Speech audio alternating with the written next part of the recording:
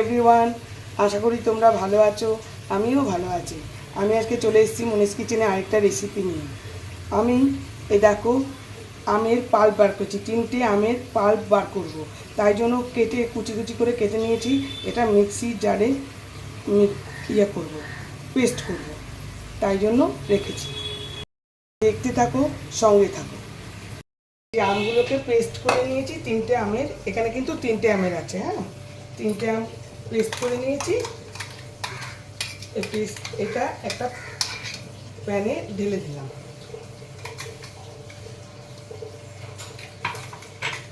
এবারে এর মধ্যে পরিমাণ মতো চিনি দেব।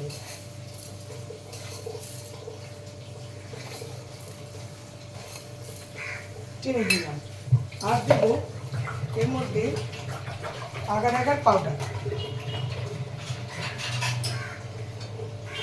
যে পাউডারটা দিয়ে আমি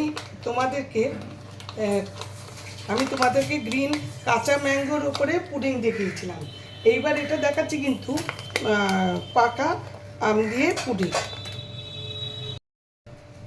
এই যে এবার এর মধ্যে 2 চামচ পাউডার দিয়ে দিলাম আর দিয়ে দেবো জল। মিক্সির বাটি ধোয়া জলটা দিয়ে দিলাম। আর একটু জল লাগবে হয়তো মনে হচ্ছে। আর এটা ভালো করে মিক্সিং করে নিই, তারপরে আর একটু জল লাগবে। পাল্পটা মেশানো হয়ে গেল। এবার আমি গ্যাস জ্বালিয়ে দিলাম, একটু লো টু মিডিয়ামে রাখছি গ্যাসটা। এবার এটা হোক, ফুটে উঠুক, তারপরে নেক্সট প্রসেস। এই যে দেখো আমার এই ম্যাঙ্গো পাকা আমের পুডিংয়ের জন্য এই লিকুইডটা হয়ে গেছে। এবার আমি গ্যাস বন্ধ করে দেবো। গ্যাস বন্ধ করে দিলাম। এবার নেক্সট দেখাচ্ছি। আমার এইটা এখন ঠান্ডা হবে। এই যে আমের পুডিংটা এখন প্রচণ্ড গরম আছে।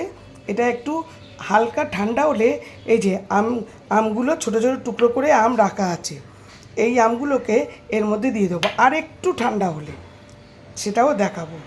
এই যে কিছুটা ঠান্ডা হয়েছে। আমি এবারে আমের এই ছোটো ছোটো টুকরো দিয়ে দিলাম, দিয়ে নাড়িয়ে দেবো। পুরোটা মধ্যে মিশিয়ে দেবো, যাতে খাওয়ার সময় মুখে মুখে এই আমগুলো পড়ে, টুকরো পড়ে। আর খুব মিষ্টি আম, সেহেতু মুখে পড়লে খুব ভালো লাগবে। আমি এর আগের দিন কাঁচা আমের করেছিলাম, এত সুন্দর একটা গন্ধ, এত ভালো লেগেছিল। তোমরা অবশ্যই ট্রাই করো কিন্তু। দেখো কি সুন্দর জমে গেছে। একদম আমার ম্যাঙ্গো পুডিং ডান।